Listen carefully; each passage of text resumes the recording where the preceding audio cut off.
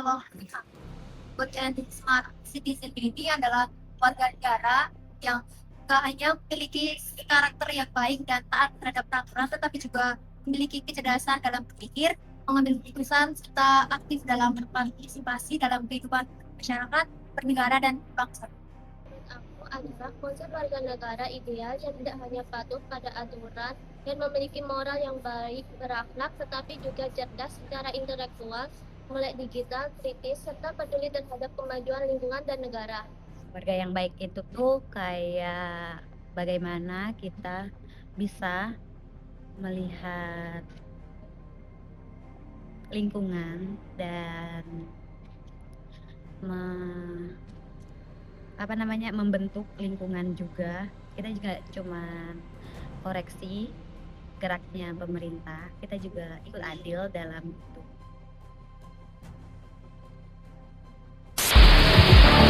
Sepanjang 2025, KPAI menerima lebih dari 370 laporan kasus bullying.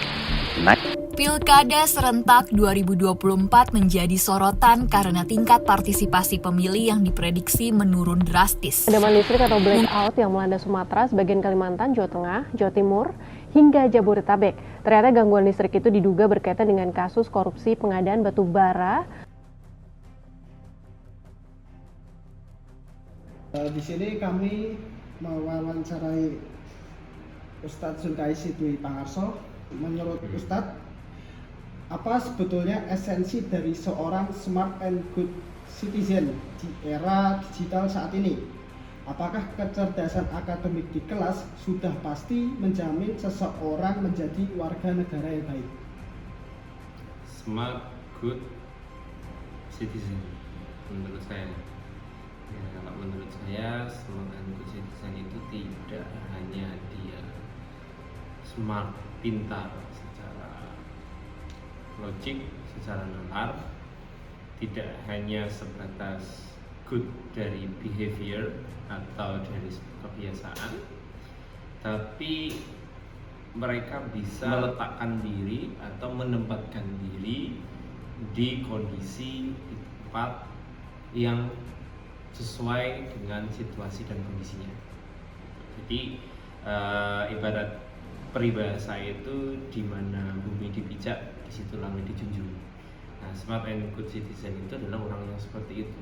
Nah, apakah kecerdasan akademik di kelas sudah pasti menjamin seseorang menjadi warga negara yang baik? Nah, kalau pertanyaannya apakah, pasti jawabannya hanya iya dan tidak. Maka jawabannya tidak. Nah, tidak mesti menjamin. Seperti apa konteksnya, seperti tadi.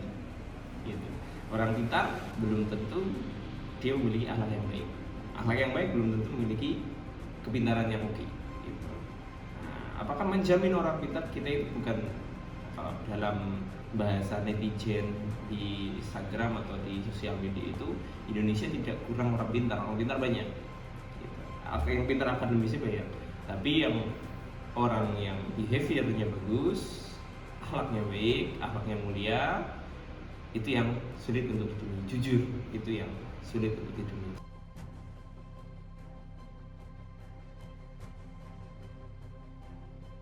Kalau menurutku, kenapa maraknya kasus korupsi di Indonesia? Karena bahwasannya kalau kita jujur di Indonesia ini, maka akan dikucilkan atau dilemahkan. Karena seolah-olah orang lain ini berkata hanya melihat satu sudut pandangnya saja, tidak melihat satu sudut pandang yang lain gitu. Jujur saja, untuk kata korupsi di Indonesia itu menjadi hal yang sangat biasa kita dengar.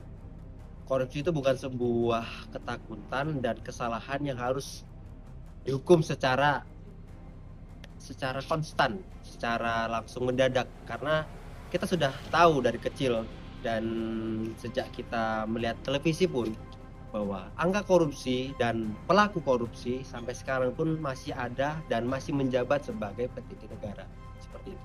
Dikarenakan ya hukum di Indonesia bisa dibeli.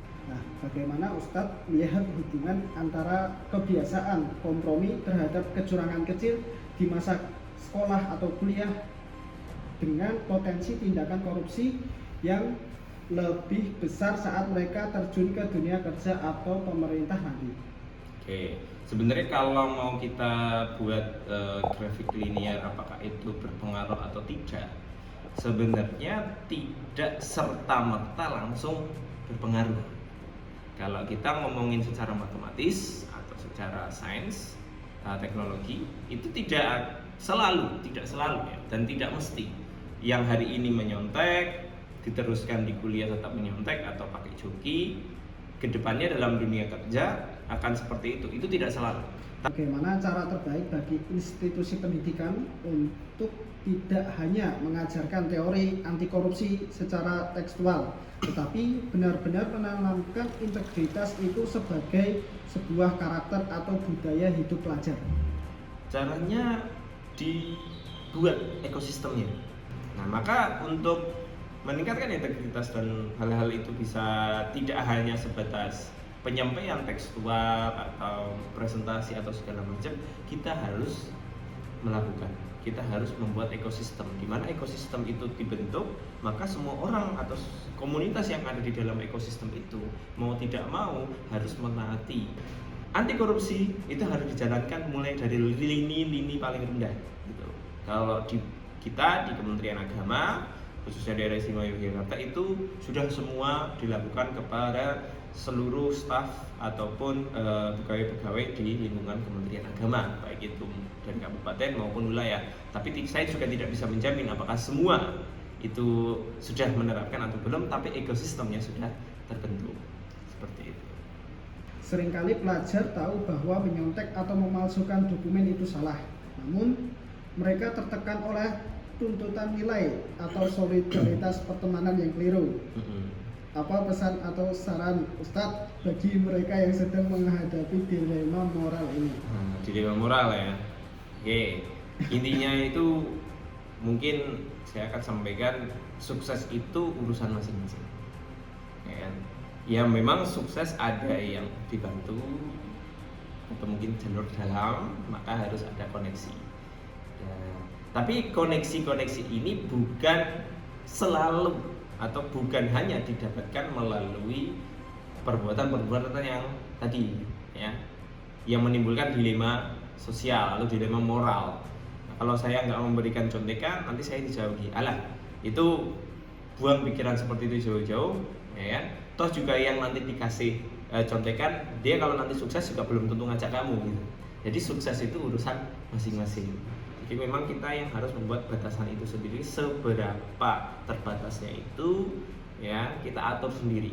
Jangan terlalu terbatas, jangan terlalu bebas. Ya bikin pagar yang lumrah saja. Saya kira itu. Terima kasih atas informasi dan waktu yang bisa diluangkan Ustadz. Jawaban Ustadz itu membantu proyek kita dalam proses pembuatan UAS mata kuliah kewarganegaraan. Semoga Ustadz diberikan kesehatan selalu, amin, diberikan kesuksesan, dan semoga sekolah ini tambah sukses. Amin. Terima kasih untuk Ustadz Zulkaisi Dwi Pangarso.